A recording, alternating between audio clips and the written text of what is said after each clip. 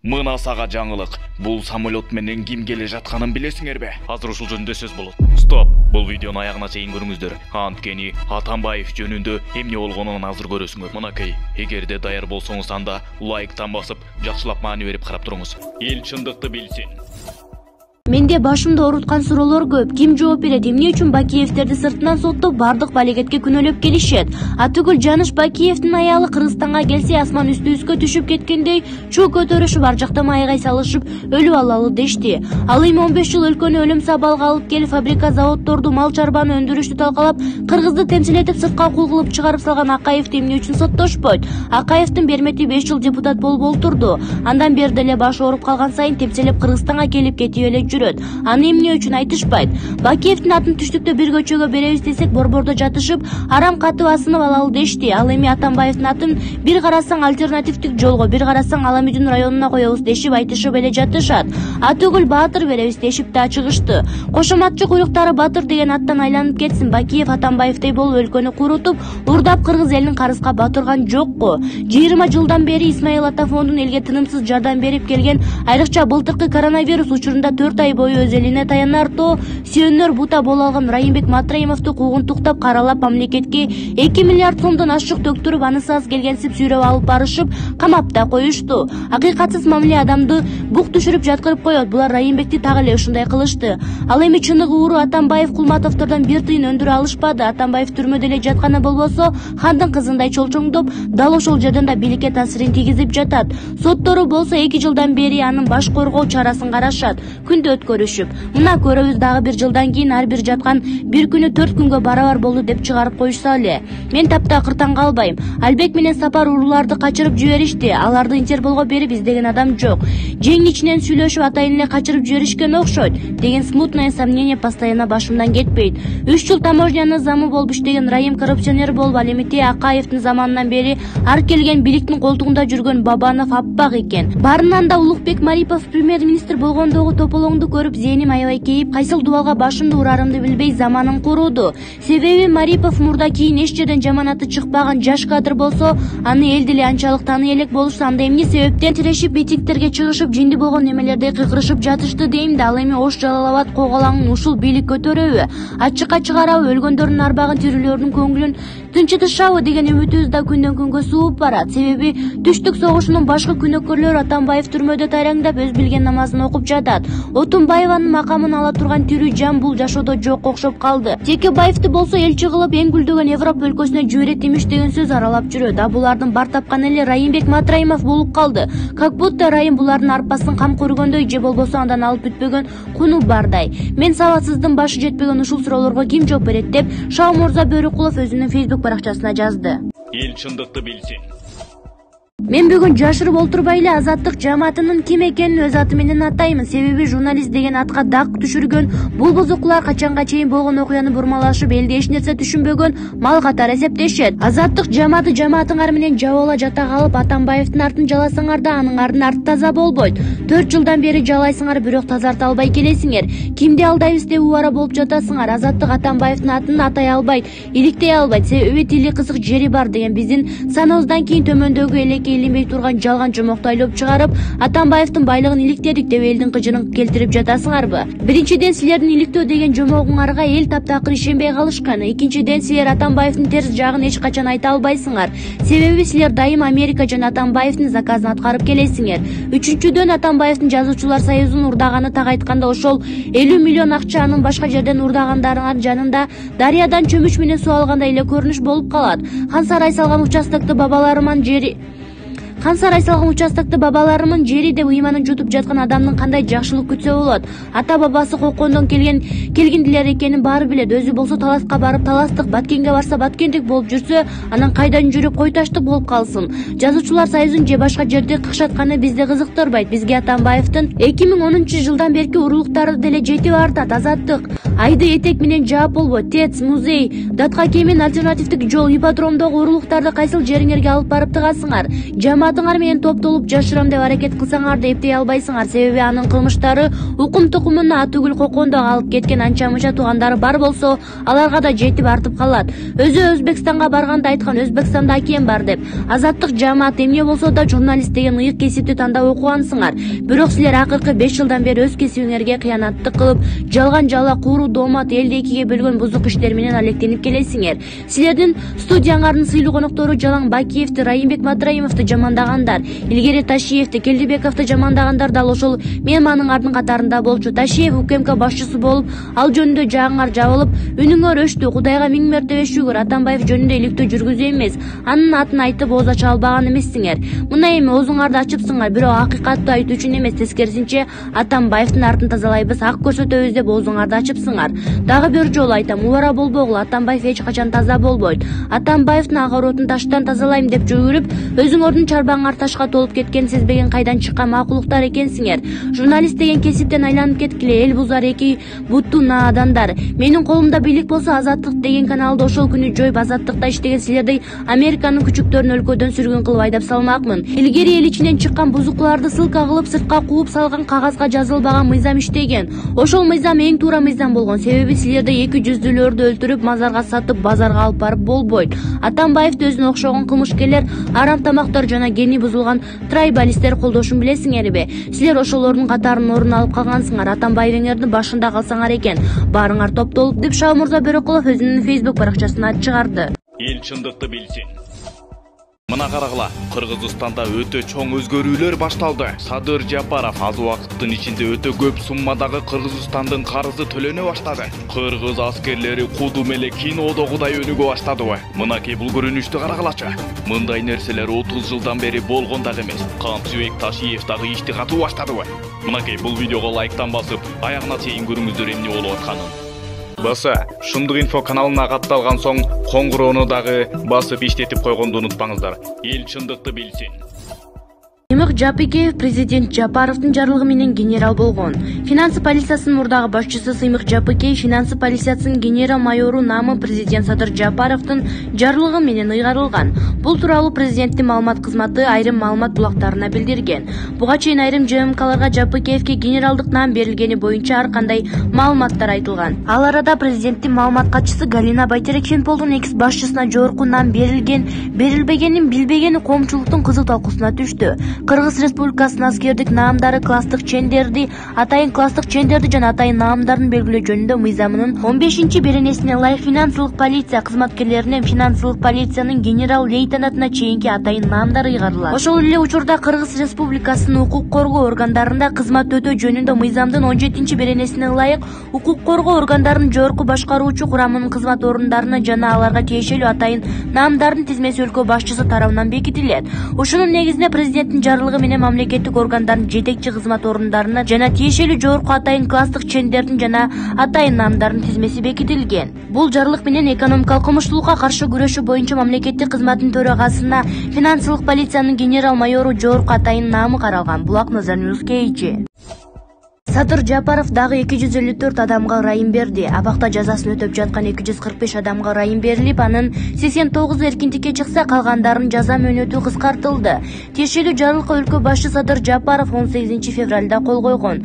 Жалпысынан 1378 адам ырайым сурап кайрылса, алардын ичинен 1133 адамдын өтүнүчү четке кагылган. Белгилей кетсек, өткөн жылдын ноябрь айында ошол кездеги президенттин милдетин аткаруучу Садыр Жапаров соттолгон 230 кишиге ырайым берип, 38 жарандын жаза мөөнөтү кыскартылган. Жаза аткаруу мамлекеттик кызматы 2020-жылы абакта жазасын өтөп жаткан 975 адамга мунапыс берилип, алардын айрымдары жазадан бошотулганын билдирди. Маалыматта айтылгандай, 2020-жылы Жогорку Кеңеш тарабынан улуу жеңиштин 75 жылдыгына жана апрель революциясынын 10 жылдыгына карата мунапыс жөнүндө мыйзам кабыл алынып, 975 соттолгон адамга мунапыс колдонуу боюнча президентке сунушталмалар жөнөтүлгөн. Ошол кезде президент Сооронбай Жээнбековдун 8 майдагы жарлыгы менен 69 адам эркиндигинен ажыратуу түрүндөгү кылмыш жазасынан бошотулган. Алардын 26-сы түзөтүү мекемелеринде, 41-и жата абактарда жазасын өтөп жаткан. 2 адам тергөө абагында отурган. Жогоруда мыйзамдын 2-беренесине ылайык жата абактан качып кеткен 13 адам эркиндигинен ажыратуу түрүндөгү кылмыш жазасынан бошотулган. Мыйзамдын 3-беренесине ылайык 893 соттолгон адамдын жаза өтөө мөөнөттөрү кыскартылган. Алардын 655-и түзөтүү мекемелеринде, 200 адам жата абакта, 38 адам тергөө абактарында отургандар болгон. Эске салсак, 2020-жылдын ноябрь айында ошол учурда президенттин милдетин аткаруучу Садыр Жапаров соттолгон 230 кишиге ырайым берген эле. Булак Назар Ньюс KG. Эл чындыкты билсин. Новиков 1-сентябрга чейин Бишкектеги Таштанды полигону жабылып, акыр-чекер рекультивациялык жайга көмүлүшү керектигин да белгиледи. Ушул жылдын 1-апрелине чейин Бишкекти каптаган ыштан арылуу боюнча план бекитилип, иштеп башташы керек. Бул туурасында 1-вице-премьер Артем Новиков экологиялык коопсуздук боюнча кеңешмеде белгиледи. Өкмөттүн маалымат кызматынан билдиришинче, Новиков жыл сайын кышында жаралган ыш көйгөйү боюнча маселеге токтолгон. Кышында Бишкек ышка кандай чуулганары эсиңиздердеби? Мындай кырдаал жыл сайын кайталанат. Бирок биз кышында гана эстейбиз. Быйыл январда жакынкы 3 жылда Борбор калаанын экологиялык абалын жакшыртуу планы кабыл алынган. Коомдук уюмдар жана экоактивисттер менен кеңешип, ал планды дагы мыктылап, негизги иштерди жүзөгө ашырууга макулдашканбыз. 1-апрелде план бекитилип, аткаруу иштери башталышы керек деп айтылат маалыматта. Мындан сырткары, ал 1-сентябрга чейин Бишкектеги Таштанды полигону толугу менен жабылып, 35 гектар аянттагы акыр-чекер рекультивациялык жайга көмүлүшү керектигин белгилеген. Мындан сырткары, 1-вице-премьер Боз Бөлтөк аймагында 60 гектар жерге этнокомплекс жана парктарды уюштуруу иштерин баштоого тапшырма берди. Аны менен катар курулуш иштеринде экологиялык принциптерди сактоого жана жаңы коңуштарга газ жеткирүүнү колго алуу маселесин көтөргөн. Эл чындыкты билсин. Токтогулда суу кооптуу чекке жетти. Өкмөт ички керектөөнү азайтмакчы. Өкмөт Казакстан менен Өзбекстандын 1 миллиард киловатт-саат электр энергиясын алууга макулдашып, 1-марттан тарта импорттоого башталды. Токтогул суу сактагычында суунун деңгээли былтыркыга салыштырмалуу 3 миллиард кубка азайып, кооптуу чекке жетти. Бул туурасында энергетика жана өнөр жай министри Кубанычбек Турдубаев парламенттин жыйынында билдирди. Анын айтымында, учурда электр энергиясын үзгүлтүккө учуратпоо үчүн ички керектөөнү азайтуу, коңшу өлкөлөрдөн алып келүү жана өндүрүүнүн көлөмүн көбөйтүү каралып жатат. Башында Токтогул суу сактагычында суунун деңгээли кооптуу чекке жетти деп айтканбыз. Азыр ошол чектен чыгарыш үчүн ар кандай чараларды көрүп жатабыз. Казакстан Өзбекстан менен сүйлөшүп 1 миллиард киловатт-саат электр энергиясын алууга макулдаштык. 1-мартта импорттоо башталып, бүгүнкү күндө эки өлкөдөн 120 миллион киловатт кирди. Муну алууда мурдагыдай эле товар алмашуу механизмин колдондук. Тагыраак айтканда, 3 жылга карызга алдык. Бул аралыкта кайра товар түрүндө кайтарып беребиз, сатып алган жокпуз, деди Турдубаев. Ошондой эле ал Токтогул кезинде былтыркы мезгилге салыштырмалуу суунун көлөмү 3 миллиард кубка аз экени белгиледи.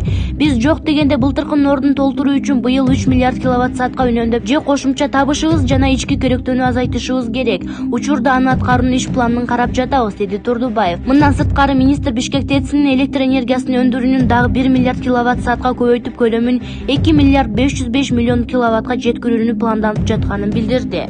Эл чындыкты билсин. Мына карагылачы, биздин президентти көргөндө Путин эмне кылаарын билбей, батын албай, галстугун кайра түздөнүп, ал эле эмес, мына бул нерсени дагы байкагылачы. Путиндин буттарын карасаңар, анын буттары эмнегидир тынчсызданып, эмнегидир кыймылдатып аткандары эмнелерди билдириши мүмкүн. Ал эми бул нерсе бир гана мага гана байкалуудабы, же силер дагы байкап турасыңарбы?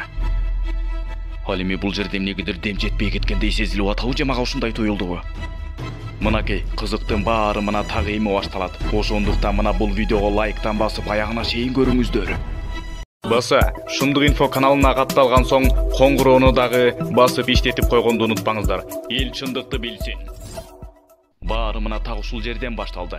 Бул көрүнүш эмнегидир көпчүлүктүн көзүн сүйүлттү. Мынакей карагалачы, мынакей биз сыймыктанган президент. Президент деген мына ушундай болот. Турган турпатын карагалачы, жарашканын карагалачы деген ой пикирлерди дагы байкап аттык. Ооба, чындыгында эле бул президентибиз менен сыймыктанып, ичибиздеги кубанычыбызды жашыра албайбыз дегендер дагы көп болду.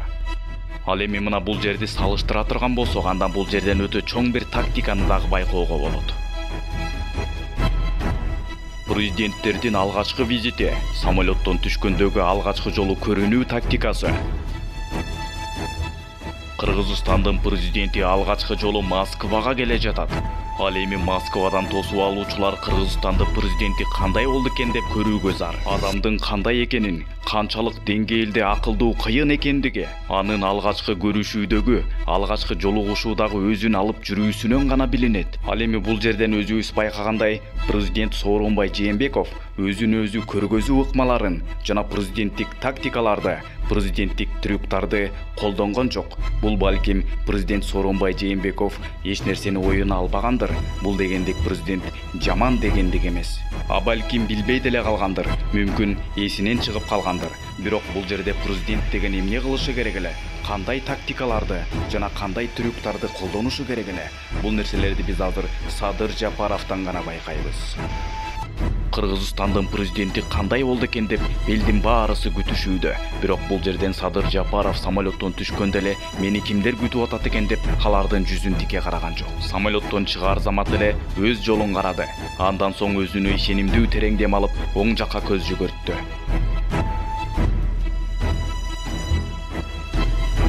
Өзүнө ишенимдүү башты көтөрө, кудум жаратылышты тегиз көз чаптыра бер карап койгондой. Мына так ушул моментте Садыр Жапаровду баарысы көз сала карап турган кез эле.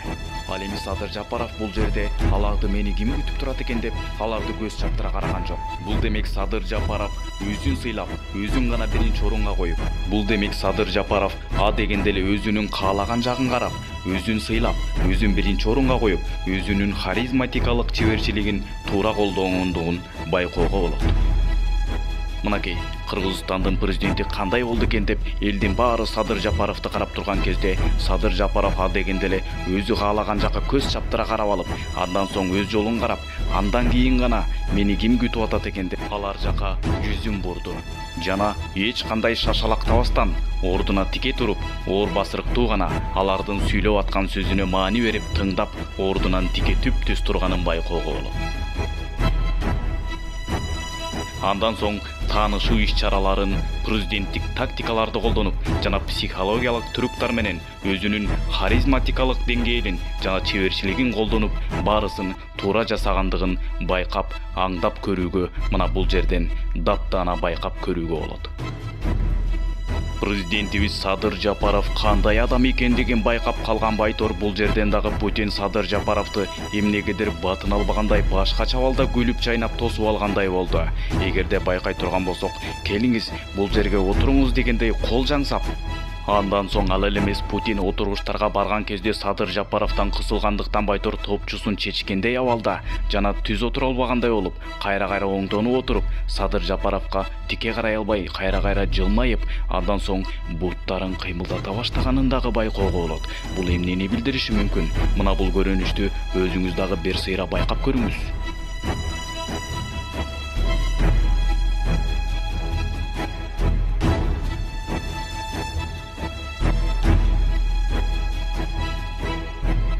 Баса, Шындык инфо каналына катталган соң коңгуроону дагы басып иштетип койгонду унутпаңыздар. Эл чындыкты билсин.